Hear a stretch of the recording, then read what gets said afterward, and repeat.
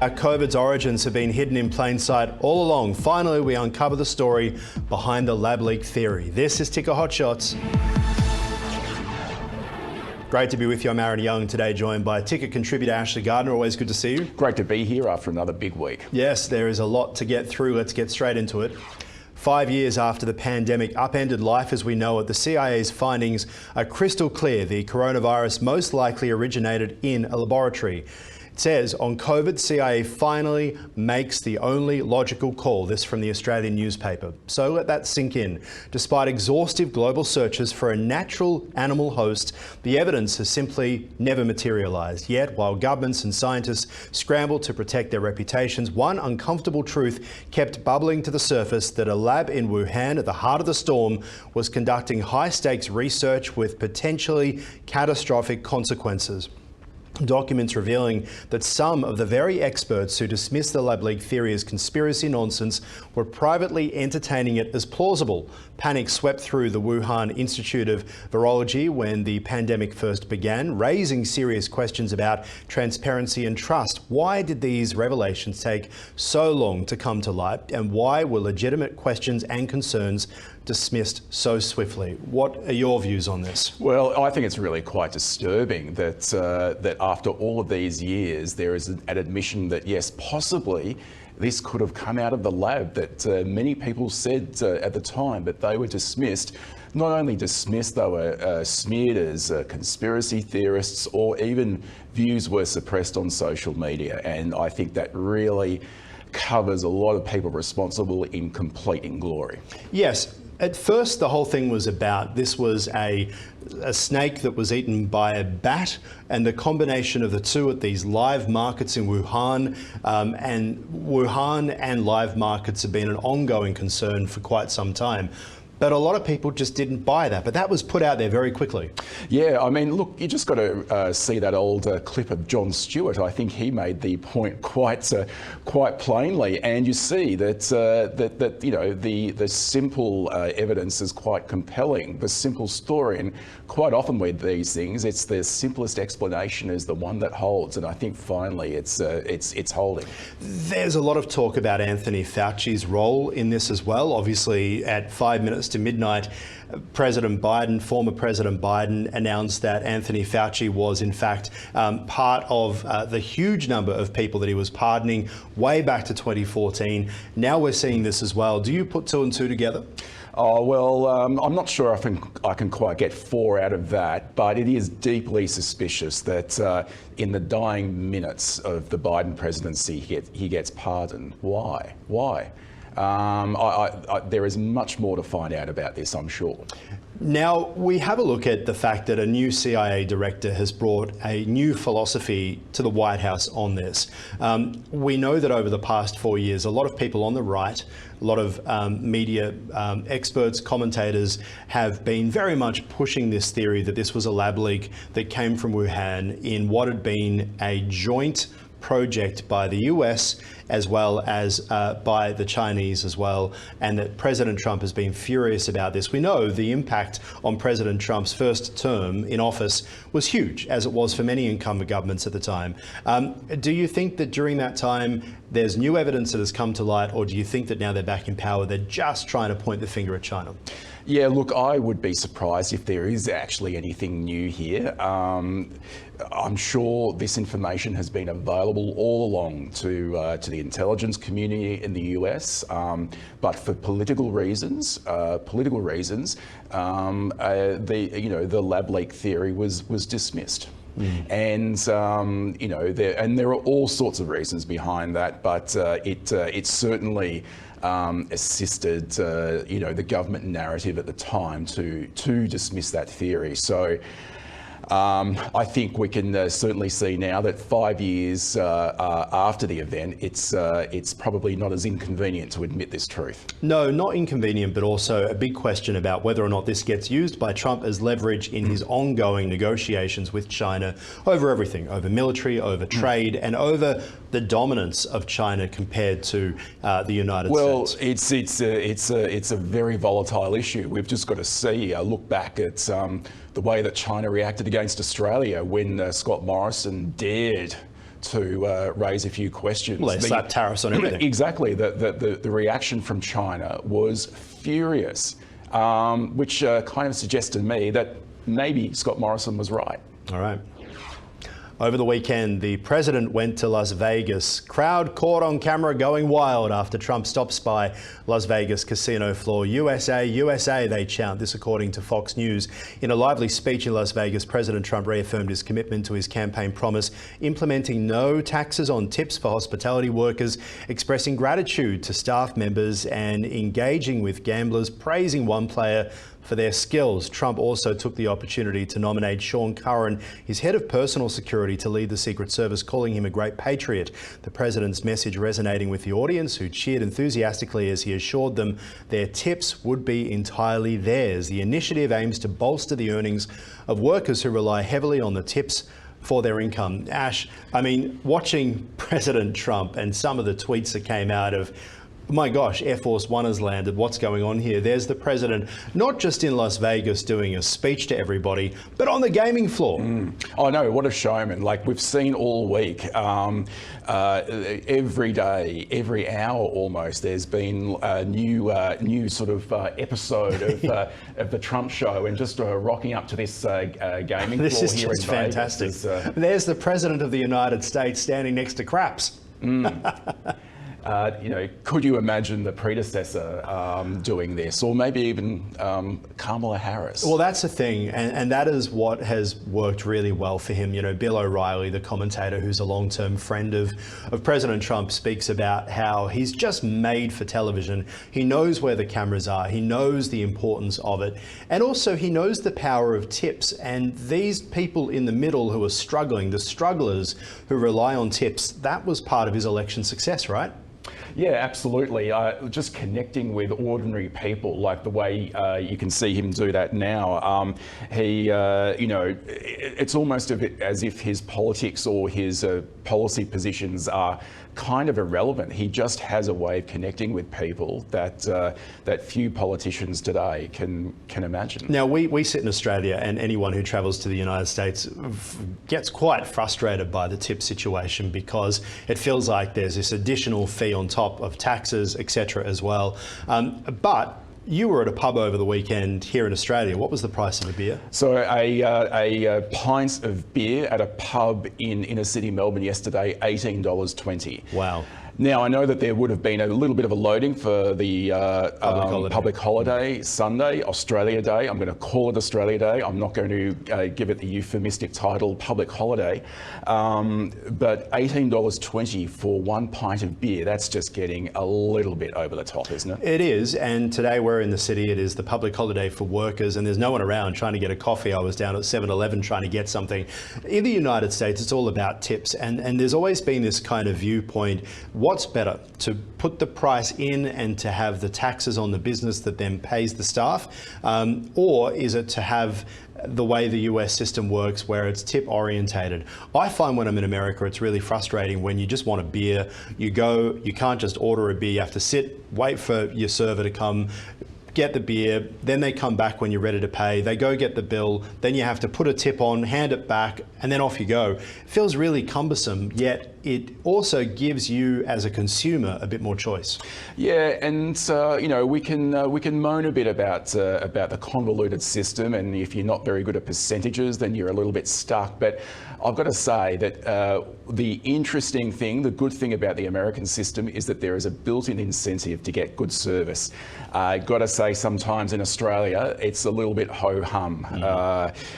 Very disinterested service you can get in some places. Some places, of course, are very good, but I think it really speaks to that go-get-em American entrepreneurialism that right through their system is built in this mechanism to encourage good service and good business. It is a massive difference between the two countries, and you see it all the time. I mean, even service at some of the fast food restaurants has become so bad that McDonald's, I think, is listed as one of the worst customer service destinations in Australia these days. And that's an American company. You must wonder what the Americans must think about dealing with Australian workers who have a system which is very good for Australian workers, but is it good for consumers? Well, you go into some McDonald's today. And I must say, I don't go there too often, but some people walk in there and are quite baffled because there's actually no one serving at the counter. Yet prices are through the roof. Yeah, you've either got to use an iPhone app or you've got to use those touch screens. And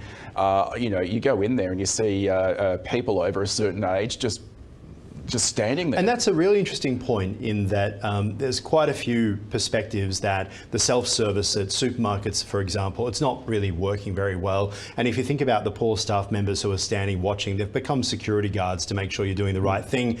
Coles in Australia has put in these gates that they essentially have to allow you out of, which is a horrible feeling. I can't believe we've entered that territory. I don't blame Coles, I blame inflation and the pandemic for that, because some people are desperate and they've got no choice but to steal. I mean, it's how Australia began in the first place. People stealing loaves of bread in England. Well, yeah, that's right. So I guess it keeps up a kind of a long tradition that's been going on now for nearly 250 years. We have been conditioned in this country to accept worse service and increasing prices. We get it from airlines, we get it from supermarkets, we get it from banks. Somehow in this country, we just accept it. We blame the company and we think it's because the staff aren't paid enough. But as we know, prices keep going up and staff are being paid, as you mentioned yesterday with that $18. Did you get an extra 15% of good service, do you think, when you bought that beer? Oh, look, I think the service at the pub was pretty good. I've got no complaints there, but was it worth $18.20? No, it absolutely wasn't. Absolutely right. Prime Minister Anthony Albanese faces a significant challenge for re-election as Newspoll reveals his lowest approval ratings to date. Newspoll, Anthony Albanese begins election year with worst ever approval ratings. This according to The Nightly, which has picked up the Australian's Newspoll. Peter Dutton has risen to 41% support. Anthony Albanese stands at 44% as preferred leader. He has dropped and Dutton is rising, a mere 3-point gap now between Albanese and Peter Dutton. The competition never been closer this term. The political landscape indicates a major shift, with more voters anticipating a coalition government in the upcoming election set to occur before May 17. And that's the key part of this story, is that more voters are now anticipating the coalition will win.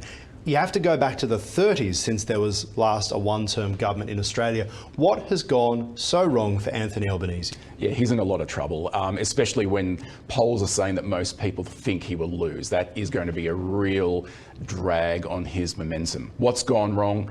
Well, the economy for a start. But overlaid with that was his government's focus for the first 12 or 18 months on the voice referendum. And yes, we all know that didn't get up, and that was a bit of a drag on his performance. But what that really set in concrete was the perception that Albanese is more interested in boutique issues like the voice as opposed to cost of living. Any research, any polling for the past 12 or so months has shown that without question, the biggest issue is cost of living. Now, that is a product of where we are economically to a certain extent. That's out of Albo's control. But it's the way that he's dealing with that, and it's just not enough. We can see now he's making big announcements, big spending announcements for roads and things like that. I think it's far too late. Yeah, but also spending announcements adds to the inflation concern, and Labor's way of tackling inflation has been to essentially push up the prices of the wages of government workers and increasing government workers, which in turn you've got the Reserve Bank warning against, you've got the IMF warning against as well, and yet with an election around the corner they have no choice but to spend. Oh look, the IMF and the Reserve Bank can warn all they like, but this government, as the election approaches, it's going to be spend, spend, spend. They are going to be, I mean, let's look at the example of Victoria. That government was spend, spend, spend. They're now in a lot of trouble. It's now caught up with them, but they can't fix the potholes, but they continue the spending. And the question will be whether the federal Albanese government will want to face voters when they're on the nose in Victoria. 22% primary is unheard of for the Labor Party. I mean, this was a Labor state, has been a Labor state for the better part of 30 years, if you think about it. It goes right back. Just a few brief interruptions of coalition, but the fact that there's a budget, two budgets, federal and the Victorian one around the corner, that would be terrifying for Labor. When do you think the election will happen? Oh, look, I think that Albanese will go full term. I would say it will be in May. I can't really see any great incentive for him to go early.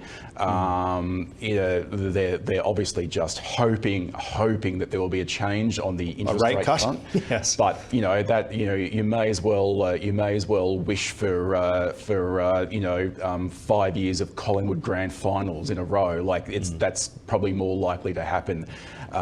Speaking as a traditional Carlton fan as you are, thanks very much to us Pies supporters there. It may happen, but when you look at Peter Dutton, the fact is that he's been painted by Labor as really unpopular, as a hard man who used to be a butcher and a police officer. He's harnessing that, saying right now I feel like you probably need a butcher and a police officer, things are that bad. The public, they didn't necessarily like Tony Abbott. He had a negative rating when he became Prime Minister. John Howard was always pilloried by the left for being unpopular.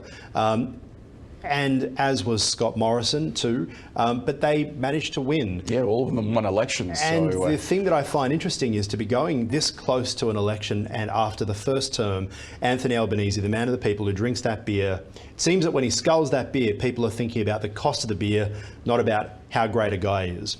Yeah, well, that's especially if it's an $18.20 beer, it would leave a very bitter taste in their mouth. But yeah, like I really don't think this narrative that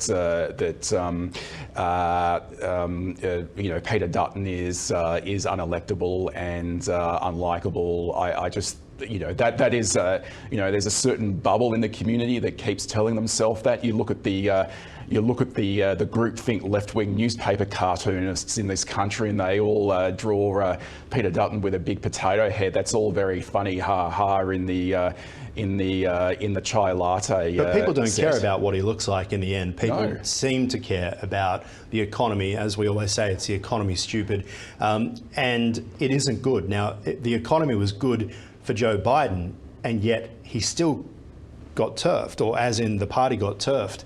So given that the economy is so bad in Australia at the moment, state and federally in most states, given that interest rates have gone up, and while they're still historically low, people are spending more on their mortgages than ever. I'm surprised that Labor is competitive in the polls. What do you think? Well, I think there is naturally still a huge amount of support for Labor in the community. That's not terribly surprising. I think there's a huge amount of people who are very much in line with their economic policy. There is a huge amount of people who have benefited from their pushes for industrial relations laws. That's actually delivered for some people, particularly I guess public sector workers and so on. Albanese, likes to proclaim that more jobs than ever have been created. And yet most of those jobs have been created by, I guess, the taxpayer-funded NDIS. Is that real economic growth? I don't think so. But the reality is a lot of people have benefited. Now, opposition leader Peter Dutton has revealed a major reshuffle in his shadow cabinet ahead of the federal election, and is taking inspiration from Donald Trump. Peter Dutton appoints Jacinta Nampijinta-Price to Musk-style government efficiency role in new front bench, says The Guardian. The shake-up features a new focus on government efficiency aimed at reducing wasteful spending, particularly surrounding the controversial voice referendum. Senator Price spearheading the initiative, reflecting similar efforts in the US, Dutton emphasising the coalition's commitment to scrutinising taxpayer funds as Australians grapple with excessive spending under the current government. Doge is what it's all about. There's been a lot of people who've been pushing for this. We've seen billionaire Gina Rinehart, who attended the inauguration, and some of these parties saying Australia needs to take this on. Does a Doge work in a Westminster government system? Well, this isn't a question as to whether it should work, but would it work? Yeah, I mean, applying that kind of thinking onto the Australian system, comes with its challenges. And I guess the main challenge is that under our system, based largely on the UK system, is that we do have a permanent public service, which, yes, the American system does have, but governments have less flexibility in changing the leadership of the bureaucracy when there's a change of government. They can do it to a certain extent, but their hands are tied to some extent, which is really going to make it difficult for anyone who wants to start carving through the waste and mismanagement that occurs in the bureaucracy. Now, waste and mismanagement is inherent to bureaucracy. It just happens because these organisations are too big to be properly managed and scrutinised. So, you know, wasteful programs can go, you know, can thrive for years without proper scrutiny. This is just inherent to the system. This is a great initiative to really drive home a bit of efficiency, and I can imagine it would have some bureaucrats a little bit nervous. Is it politics though? Is this basically Peter Dutton saying to his base that if you vote for us and come back to us and might be talking to the people who are voting for the Teals, that they're watching, there's a lot of, I think within Liberals, inner city Liberals as well, envy as to what has been happening in that first week of the Trump presidency, where things are getting done, where the things that people think about, wish they could get done, are getting done. It's funny watching, I shouldn't say funny, but it's interesting watching the experience at the moment in the US when it comes to deporting migrants. That's a conversation Australia had back in the 1990s when John Howard said, we'll determine who comes to this country and the circumstances in which they come. Easy for an island, hard for a nation with two big borders. And that's where the US is having this conversation. But when it comes to Doge, is it more about my government would be more likely to do this than it could actually be done? Look, I think, again, it's a lot easier for it to happen in the US. And yes, as you were asking before, yes, this is about politics from Dutton's perspective. Of course it is. And that's why he's put Senator Price as the front woman, who, you know, obviously, you know, did a great job in terms of representing her side, the no case in The Voice.